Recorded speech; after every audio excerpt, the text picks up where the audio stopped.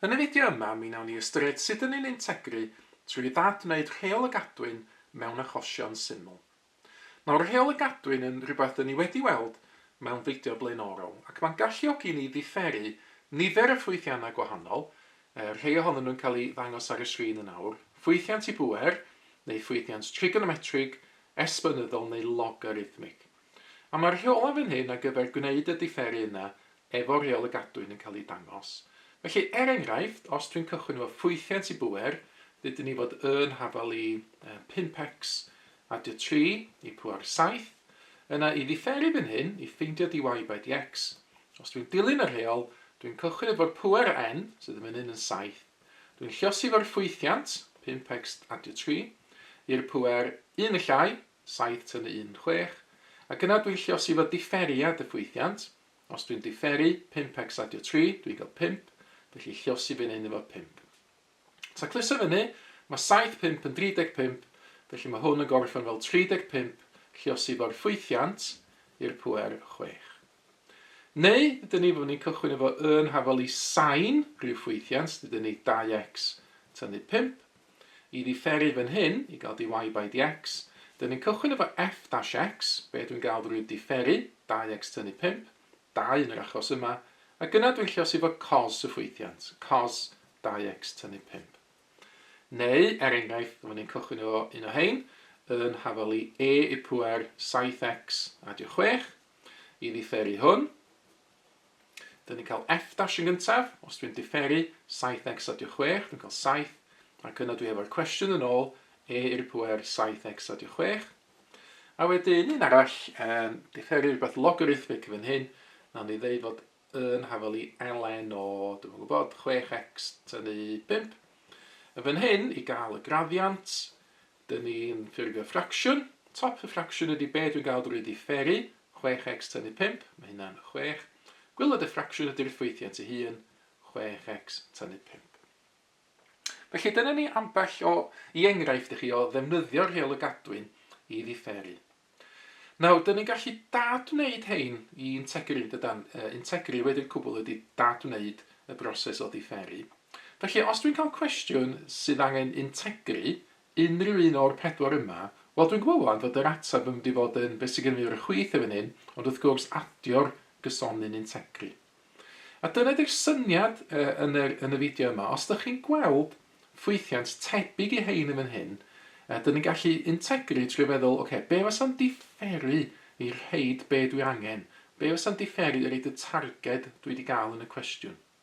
A dwi wedi bod yn ofalus iawn yn fan hyn i ddewis y ffwythiant f of x yma bob tro, a ni sgwennu fel lawr i fan hyn, i fod yn rhywbeth llinol sydd o'r ffurf ax adio b, lle mae a b yn gysonion, neu os liciwch chi yn rifau. Nawr, os di f of x yn y ffurf yma, mae gennym ni, neu ddangos o iddo chi fan hyn yn awr, set o reolau ar gyfer gwneud y syml integru yma, os oes gennych chi ffwythiant i bŵer, neu rhywbeth trigonometrig, esbonyddol, neu rhywbeth sydd yn integru i reid ffwythiant logarithmic iddo chi. Ond mewn gwirionedd, wel gewch chi gymryd sgrinlun o hwn os da chi eisiau, mewn gwirionedd fydde ddim yn cofio hein os dwi'n onest efo chi, dwi'n defnyddio'r ffaith fod integru yn golygu dadwneud differu, a mewn gwirionedd mae gen i fi fwy ddiddordeb dysgu hein, a wedyn os dwi'n gallu cofio sut i ddadwneud hein, wel dwi'n gwybod wedyn sut i integru. Nawr, gyfer gael dangos i chi beth dwi'n feddwl trwy edrych ar enghraifft o hen gwestiwn arholiad. Felly dyma ni cwestiwn sy'n dod o haf 2005 yn fan hyn. Nawr, yn y cwestiwn gyntaf, mae gen i ni rhan a, dyn 3 cwestiwn o'r rhan a. Mae'n gofyn iddyn ni integru ffwythiant 1 dros 3x adio 7 mewn perthynas ag x. Ond fan hyn, i integru hwn, be dwi eisiau feddwl amdano ydy be fasa'n differu i rhaid y ffracsiwn yma fan hyn. Ac os yw'n mynd yn ôl i be dwi'n newydd wneud yn fan hyn, mae hwn yn debyg iawn i'r enghraifft olaf nes i wneud, lle mae gen i ffracsiwn yn fan hyn sydd yn integru i reid rhywbeth efo ln yn efo. Nawr i fan hyn, mae i gyd yn wneud efo gwylod y ffracsiwn. Felly, integru hwn, dwi angen rhywbeth sydd yn defnyddio ln o 3x adio 7. Nawr, ar yr ochr efallai, sy'n ei reid lawr o'n, be dwi'n gael drwy differu elen 3x adio 7. Os ymwneud yn ôl at yr rheol yn hyn, i ddifferu elen o 3x adio 7, os o'n differiad o 3x adio 7 ar y gwylod, a wedyn 3x adio 7 i hun ar y gwylod. Felly os dwi'n differu hwn, so efo 3 ar y top a 3x adio 7 ar y gwylod. Na, ydych chi'n gallu gweld bod hwnna bron iawn be dwi eisiau fan hyn yn dydy. Mae gen i fi'r 3x adio 7 ar y gwylod, ond mae gen i fi 3 ar y top, lle gywir dwi angen 1. Nawr i ddelio efo hynna, i newid y 3 yma i fod yn 1, dwi am luosi hefo treian. So yn yr atab, os dwi'n lluosi efo treian, pan rwan dwi'n differu hwn, sa'r atab yn treian o'r ffracsiwn yma, ond wedyn os a'r 2-3 yn canslo, a gadael fi efo 1 ar y top, wel dyna dwi angen i fan hyn. Na wedyn mae yna un pwynt technegol, dwi angen gyflwyno ddech chi fan hyn. Pan dyn ni'n integru ffracsiwn o'r ffurf yma i reid ffwythiant logarithmig, dwi angen cyflwyno symbolau y modulus yn fan hyn, nid cronfach a crwn dwi'n ddefnyddio, ond yr llinellau vertigol yn fan hyn. Mae hynna yn bwysig, a mae yna gwerslyfr ar mathematic.com sy'n egluro pam fod ni angen y symbol am modulus yn fan hyn. Ac hefyd, wrth gwrs, bob tro dyn ni'n integru, dyn ni angen cofio cynnwys y cysonyn integru ar y diwedd. Rwy'n cofiwch os dwi'n differu, mynd yn ôl, os a unrhyw rif yn differu reid dim byd. So cofiwch am y cysonyn integru. Ond dyna ni y ddau farc cyntaf yn y cwestiwn yma. Mae'r ffracsiwn 1 dros 3x adio 7, reid treian yn logarithm naturiol modulus 3x adio 7 a'r cysonyn integru. Ail, mae gen i fi gwestiwn sy'n gofyn i fi integru e i'r pŵer 3x adio 2 mewn perthynas ag x. Nawr i atab hwn, eto beth eisiau meddwl amdan ydy, be fysa'n differu i'r rhaid e i pŵer 3x adio 2. Na, dyn ni wedi gweld, os e'n nôl i fan hyn, os dyn ni'n differu rhywbeth efo e yn efo, wel, mae'r e i'r ffwythiant yn ymddangos yn y ddau achos yn dydy. Os dwi'n differu e i'r ffwythiant, mae e i'r ffwythiant yn aros yn yr atab. Ond bydd hynna hefyd yn wir wrth integru. Felly mae'r atab yn hyn yn mynd o'r rhywbeth i wneud hefo e i'r ffwythiant, e i'r pŵer 3x adio 2. Ond os dwi'n ystyried yn awr be dwi'n cael drwy ddifferu hwn, yr rheol fasa differu'r 3x adio 2 yn gyntaf, so hynna'n 3, a wedyn sy'n ni'n pigo fyny y cwestiwn e i pŵer 3x adio 2. Os dwi'n cymharu rwan, be dwi wedi gael fan hyn efo be dwi isio, wel y fan hyn dos a ddim 3 ar y cychwyn, lle mae yna 3 fan hyn. Ond ffordd o ddelio efo hynna, fel nes i wneud yn y cwestiwn gynt, ydy llosi fo treian. Os dwi'n llosi hwn efo treian, wel fyddi angen llosi hwn hefyd efo treian. A wedyn fydd y 3 ar y top, a wedyn y 3 ar y gwylod os liciwch chi yn canslo i adael be dwi angen gywir. Felly dyna fo yr ateb yn hyn, treian o e i'r ffwythiant, ond eto cofiwch ychwanegu'r cysonyn integru. Trydydd, mae gen i fi gwestiwn sydd yn gofyn iddi fi integru 3 dros 5x adio 2 i'r pŵer 4 mewn perthynas ag x. Nawr efo hyn, be sy'n angen cofio ydy, dwi angen defnyddio un o'r rheolau indexaf fan hyn. Os oes gen i ffracsiwn a rhyw bŵer ar y gwylod, wel, fydda i newid hwnna i fod heb ffracsiwn, os dwi'n sgwennu fo fel y 3 yn gyntaf, a wedyn y gronfach yma, 5x adio 2 i pŵer negatif. Felly defnyddio un o'r rheolau indexaf fan hyn i ysgrifennu'r cwestiwn yma. Wedyn mae gen i fi ffwythiant i'r pŵer sydd, os da ni'n dod yn ôl wan, yn gwestiwn o'r math yma dydy ffwythiant i pŵer f of x i pŵer n. Mae gen i fi 5x adio 2 i'r pŵer negatif 4. Nawr eto, y tric yn hyn ydy meddwl, wel, be fysa'n differu i'r rhaid hwn? Na cofiwch, pan dod i'n differu, nôl i fan hyn eto, mae'r pŵer yn mynd 1 yn llai. Felly mae'n sefyll y reswm os dwi'n integru, fydd y pŵer yn mynd 1 yn fwy. Felly fan hyn, yn y swm integru yma, dwi eisiau gwneud yn siŵr fod gen i fi y gronfach yma, y ffwythiant 5x adio 2 i'r pŵer 1 yn fwy. Mae negatif 4 adio 1 yn mynd fyny i negatif 3. A rwan efallai ar y ochr os ydych isio, os ydych chi'n gallu meddwl, reit, be dwi'n gael drwy ddifferu hwn? Os dwi'n dilyn yr rheol o gen i fi fan hyn, dyma dwi'n gael o ddifferu ffwythiant i bŵer.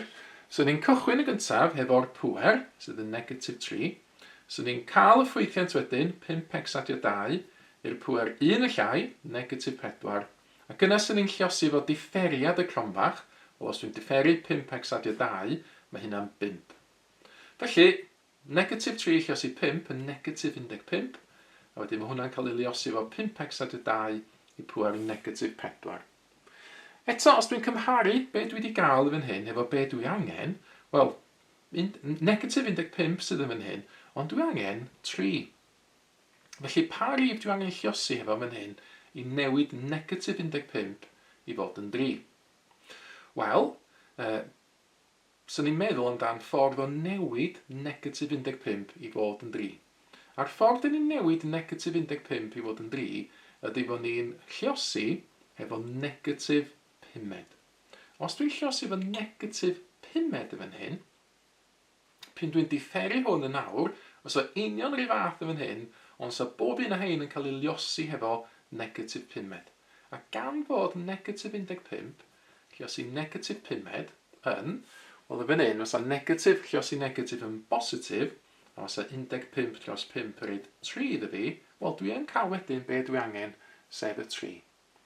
Felly dyna fod, ydych chi'n cael cychwyn gweld, dwi'n meddwl, gobeithio, y syniad efo'r cwestiwn yma.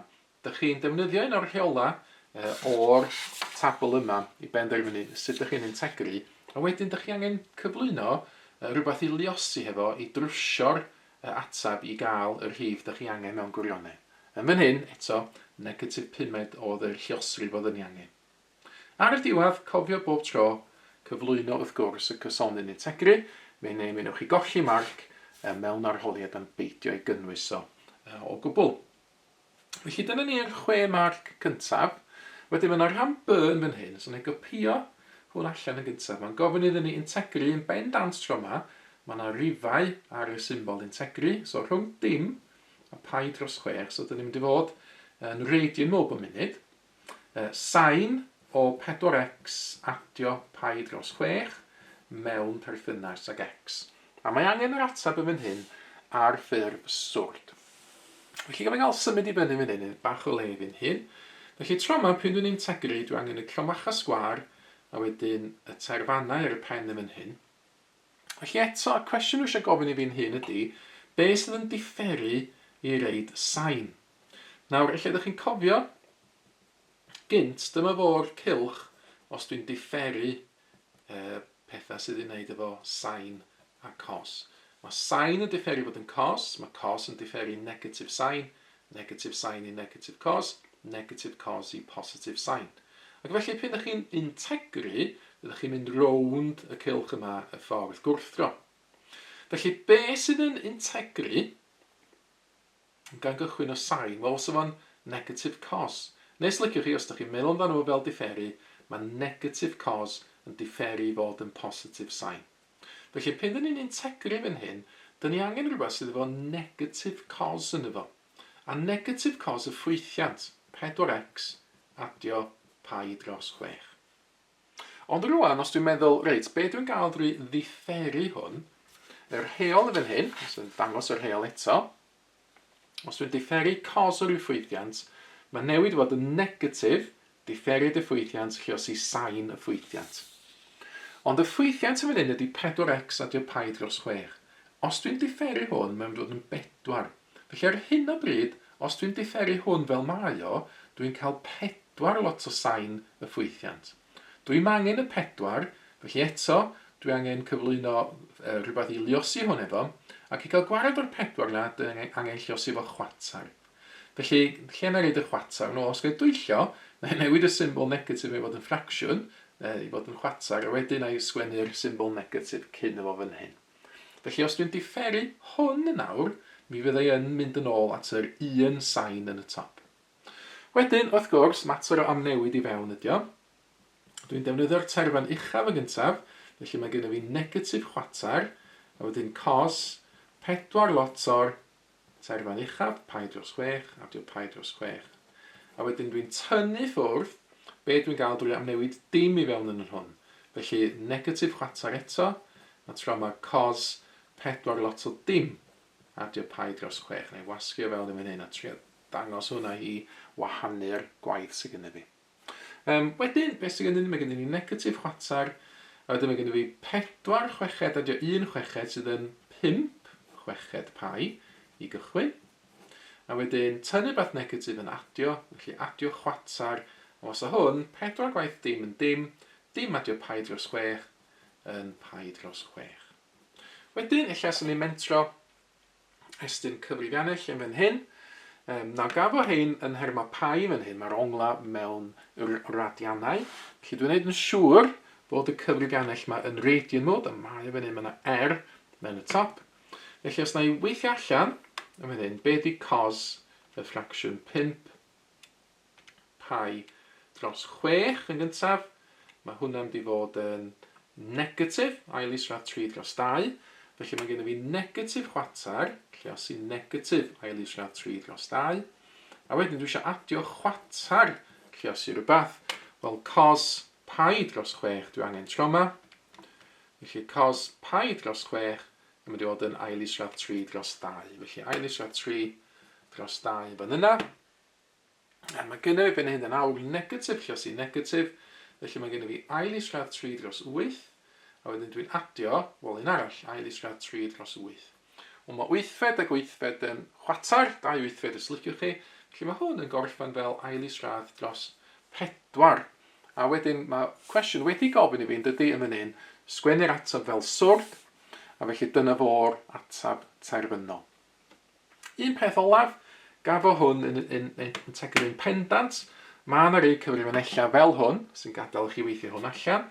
Felly os na i pwyso'r botwm Integru fan hyn, a gofyn iddo weithio allan sain o 4x adio, y ffracsiwn pi dros 6, cael ei gronfach yn fan yna, mynd i lawr wedyn, reid y terfannau fewn, dim oedd ar y gwylod, a wedyn yn y top, mi oedd gen i fi pi dros 6.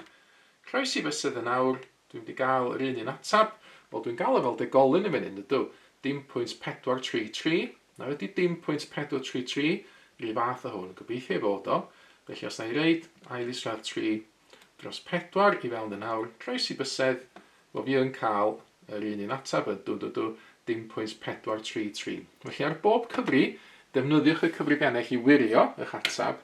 Ond, wrth gwrs, os ydych chi'n jyst reid eich atab yn syth o'r cyfrifiannau na ddim yn dangos y gweithio allan, newch chi ddim cael marciau o gwbl. Felly byddwch yn ofalus efo defnyddio'r cyfrifiannau i wirio fan yna.